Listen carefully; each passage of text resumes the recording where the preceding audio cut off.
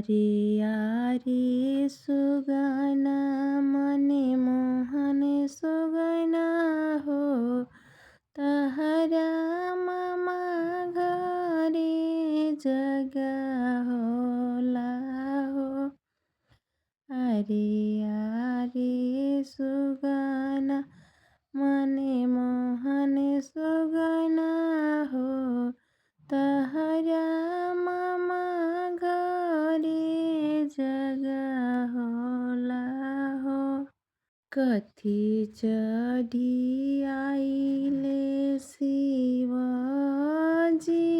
हो कथी चढ़ी गौरा पार्वती हो। कथी चढ़ी आइले शिवजी हो कथी चढ़ी गौरा पार्वती हो। आहो कथी चढ़ी आइले गणेश राजा हो जिनका मामा घरे जगह होला हो। कथी चढ़ी आइले गणेश राजा हो जिनका मामा घरे जगह होला हो।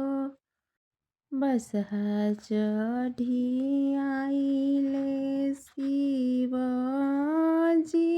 हे हंस चढ़ी गौरा पार्वती हे।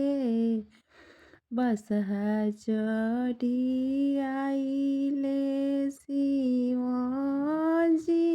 हे हंस चढ़ी गौरा पार्वती हे।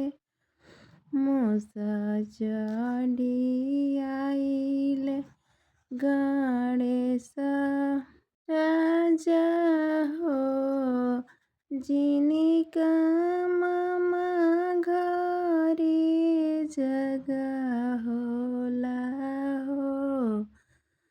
मूस चढ़ी आइले गणेश राजा हो जिनका मामा घरे जगह होला हो। अरे यारे सुगा हो मने मोहन सुगा हो तहरा मामा घरे जगह होला हो। हेलो दोस्तों, कैसा लगा हमारा गाना? अच्छा लगे तो लाइक कमेंट शेयर करना ना भूलिएगा दोस्तों, और कमेंट करके बताइएगा ज़रूर कैसा लगा हमारा गाना।